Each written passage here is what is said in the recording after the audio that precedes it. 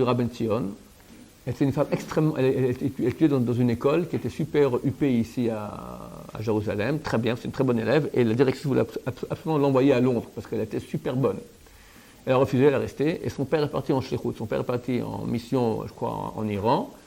Elle lui a dit si tu fais un shidur, tu fais qu'avec un Talmid Chacham. Tu fais avec un Talmid Chacham, pas avec un ignare. Il est parti, il n'est plus revenu, il est mort là-bas. Donc elle était orpheline, et on a proposé en shidur Eliyahu Abba Shaul, le père de Rabbi Shimon Abba Shaul, qui était un cordonnier, pas un grand Talmid Chacham, même pas du tout, mais un bon juif.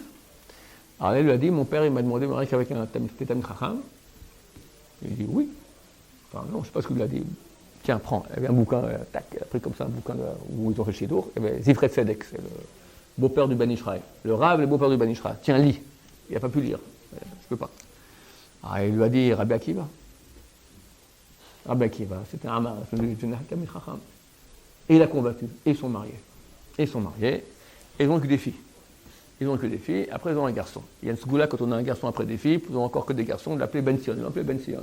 Et depuis ils ont que des garçons. La sgoula a bien fonctionné. Le petit Ben Sion était malade sans cesse. Malade, il tombait, guérissait, tombait malade. Puis il n'avait pas d'argent, il était cordonnier.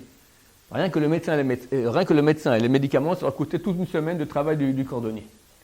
Et un beau jour, à l'âge de 2 ans, de nouveau il tombe malade. Et elle se met à pleurer.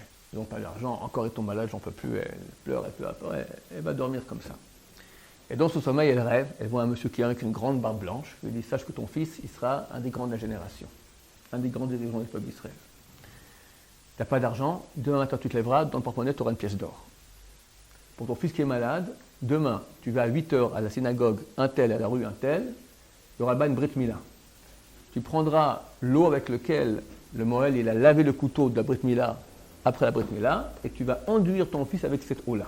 Il ne sera plus jamais malade. Elle se lève le matin, elle ouvre son porte-monnaie, une pièce d'or dedans. Elle va à 8h à la synagogue qu'on lui a dit dans le rêve, il y a une Brit Mila. Elle prend l'eau du Moël, elle enduit son fils Chacham Ben Sion, qui n'était pas encore Chacham, qui était le petit Ben Sion, le petit Bensi. Elle l'enduit avec l'eau sale du sang de la Brit Mila, et depuis il n'est plus tombé malade. C'était qui? C'était qui? On ne sait pas. C'est un avis ou un autre. Baruch Adonai, Amen.